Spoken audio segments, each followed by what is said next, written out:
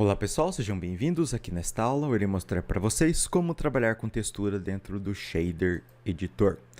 Bom, eu tenho meu macaco selecionado, eu estou no modo Rendered e tenho algumas luzes aqui.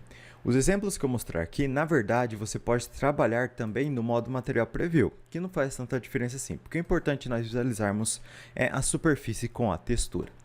Bom, nós temos aqui o shader principal e nós temos aqui várias entradas para influenciar aqui os parâmetros dele. No caso, eu tenho o Base Color, ó, que seleciona a cor do meu modelo. Se eu, por exemplo, vir aqui e colocar uma entrada do tipo RGB, eu consigo dar uma entrada de cor aqui no Base Color para controlar a partir dessa janelinha aqui RGB. Então, eu consigo perceber que eu consigo dar entrada de um parâmetro de cor, de uma informação de cor aqui no Base Color. E texturas tem informação de cor, correto? Um site muito bom para você baixar texturas é o textures.com.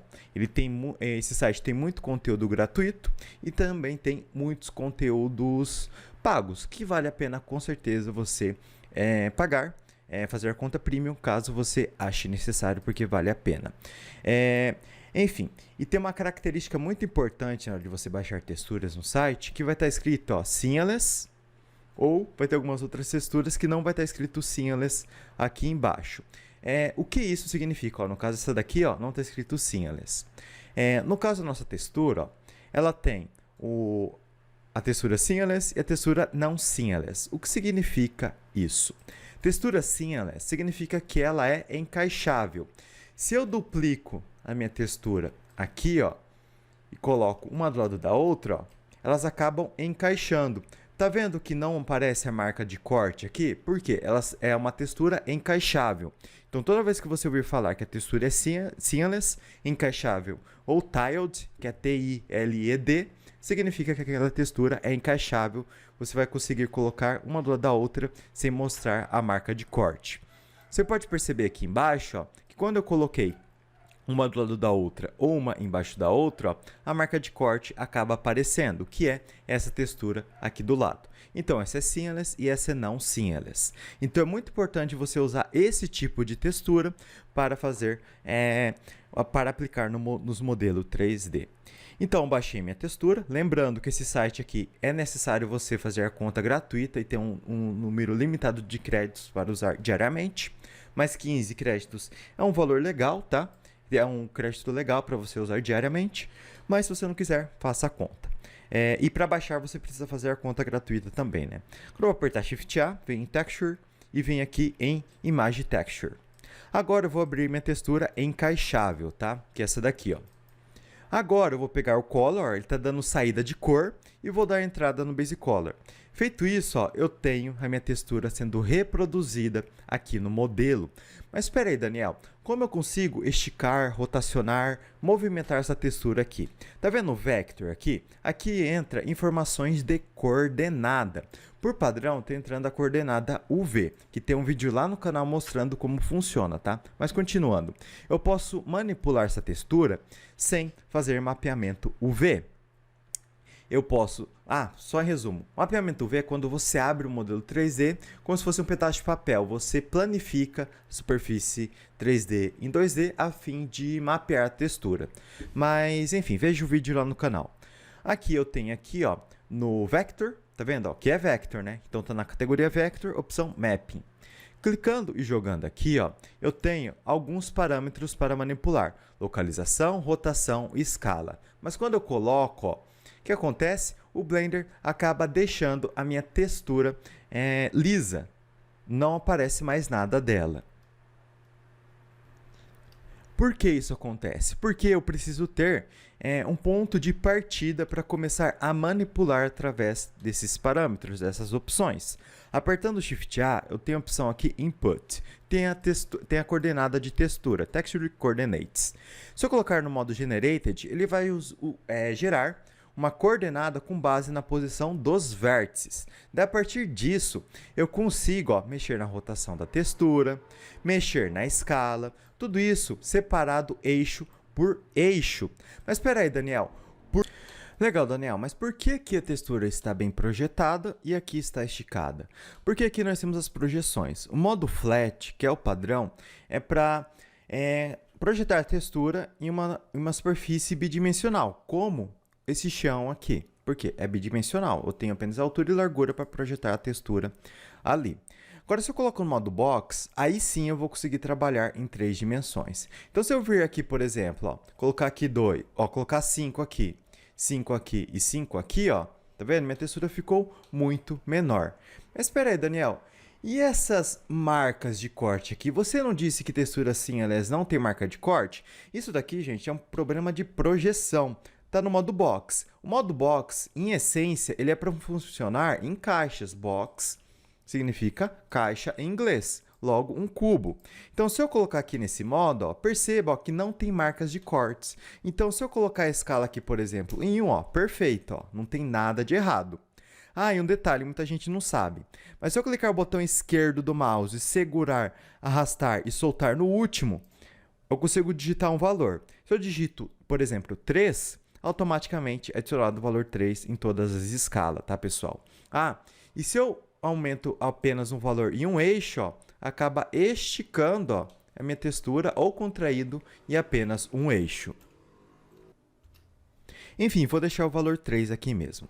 Mas, Daniel, então não tem como eu resolver esses problemas aqui de marca de corte? Então, tem 2 opções. Você faz um mapa UV, porque o mapa UV é muito mais eficiente para você trabalhar com o modelo, fica tudo muito mais perfeito, tá? Quando você coloca o UV, você vem e coloca no modo flat, e as marcas de cortes presentes vai ser apenas de onde você colocou no V, ou seja, é algo planejado. Ou tem um macetinho aqui. Se você colocar no modo Box e no modo Generated, tem a opção Blend. Ó, quando eu aumento o Blend, ó, o Blender vai meio que dar uma mesclagem, ó. Tá vendo, ó? Onde tem as marcas de cortes. Então, ó, vai ficar algo mais mesclado, vai ficar algo bem imperceptível, tá? Então, uma maneira bem legal de você trabalhar com uma textura seamless é de maneira bem rápida, tá? Outro tipo de coordenada que você pode trabalhar também é do tipo Object. Quando você coloca o tipo Object, você vai meio que gerar uma coordenada meio que tridimensional. Imagine que tem um cubo aqui. Tem esse cubo. Nesse cubo tem várias linhas. Cada linha tem um pixel. E cada pixel representa uma textura, uma parte da textura. Então, dessa maneira, o Blender vai pegar cada um dos pontos dessa linha e projetar aqui. Então, vamos dizer assim, eu tenho mais controle tridimensional quando eu estou no modo Object. Mas, de maneira geral, tanto o modo Generated como o modo Object, você consegue bons resultados de maneira bem rápida para projetar a textura. Agora que eu sei que com esse tipo de combinação de nós aqui dos nodes, eu consigo controlar minha textura e tudo mais, vamos evoluir um passo. Vamos supor que eu queira influenciar na cor dessa textura. Tem como? Tem. Vou no Photoshop, Affinity Photo, no GIMP. Poderia ser, mas tem uma maneira mais rápida. Quando você aperta Shift A, tem a opção aqui Color. Você vai encontrar algumas opções para manipular cores. Eu tenho a opção aqui, ó, Hue Saturation. O que é isso daqui? É para configurar matriz, saturação e valor.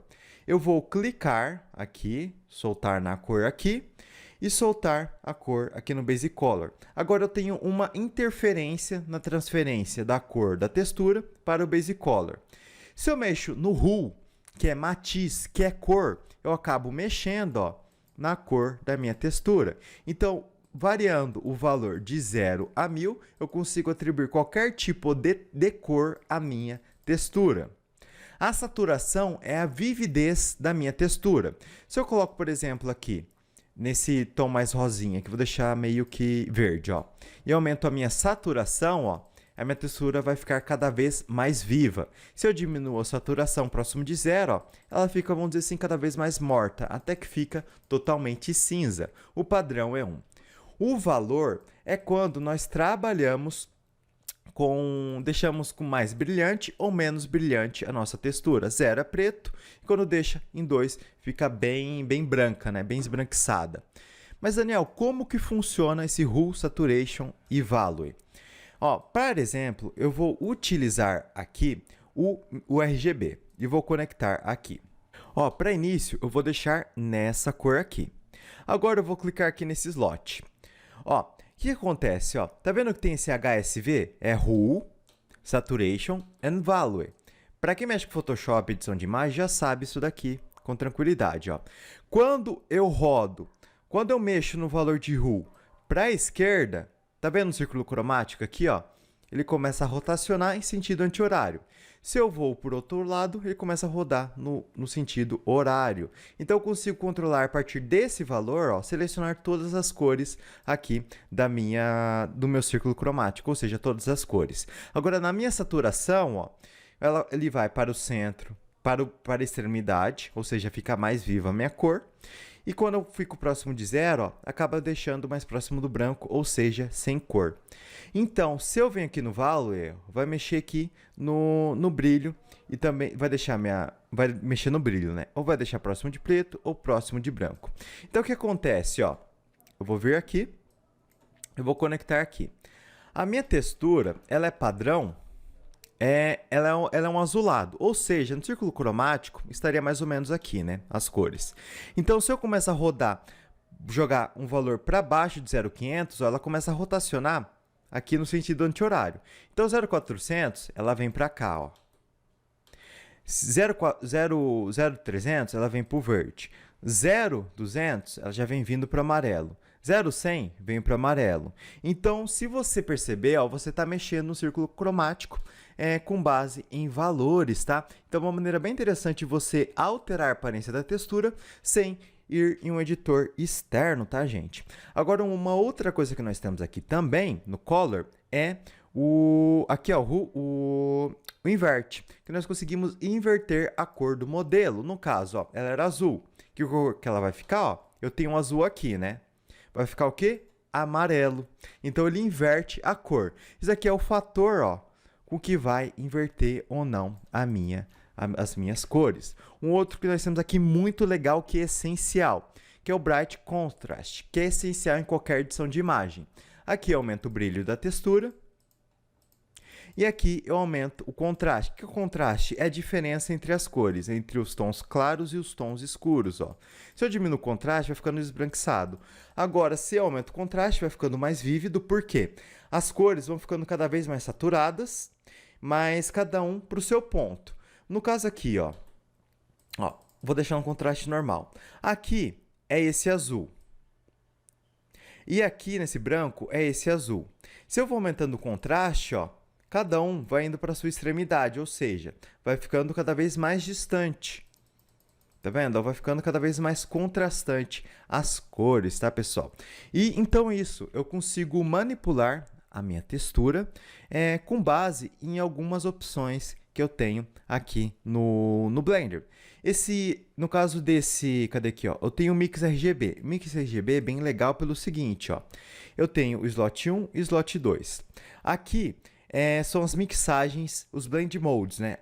Os modos de mesclagem. Se você mexer no Photoshop, são aqueles mesmos que tem lá. Que é o adicionar, que tem o color burn, tem o multiplicar, enfim, tem o subtrair, tem todas as opções aqui disponíveis. O padrão é o mix. Se eu deixo aqui, por exemplo, vermelho e mexo no FAC, ó, minha textura vai ficar cada vez mais com a influência do vermelho. Mas espera aí. Eu acabo perdendo informações da minha textura. Uma coisa que você pode fazer é colocar no modo, por exemplo, ó, no modo Color. O que vai acontecer? Vai influenciar a cor da minha textura, ó. Tá vendo? E ao mesmo tempo vai preservar, ó, um pouco da minha imagem. Uma maneira de você usar esse tipo de mixagem de maneira bem eficiente é fazer o seguinte, ó. É você colocar, ó, no caso, ó, um color do tipo Hue Saturation. Deixo a minha saturação aqui em 0, porque eu vou ter essa informação aqui apenas de preto e branco da minha textura. E depois eu coloco aqui um Bright Contrast. Depois eu posso aumentar, por exemplo, ó, o contraste aqui, ó, que eu vou aumentar cada vez mais, ó, a força do preto e também o contraste com o branco. E daí depois eu conecto aqui. Veja o que vai acontecer, ó. Vou ter mais detalhes da textura conservado, mas logicamente é tudo uma questão de controle, tá, gente? Eu posso diminuir o contraste aqui e tudo mais. Bom, pessoal, isso daqui é apenas uma introdução de como você pode manipular essa textura dentro do Blender, tá? Na verdade, é muito mais do que eu mostrei aqui, só que espero isso sirva para você compreender um pouco mais de como funciona os nodes. Você tem uma linha, uma linha ligando um ponto a outro e você pode fazer interversões na linha. No caso, eu fiz interversões com 3 janelinhas aqui, com 3 parâmetros, que influenciou totalmente a aparência da minha textura inicial, que era azul. Então é isso, pessoal. Até a próxima aula!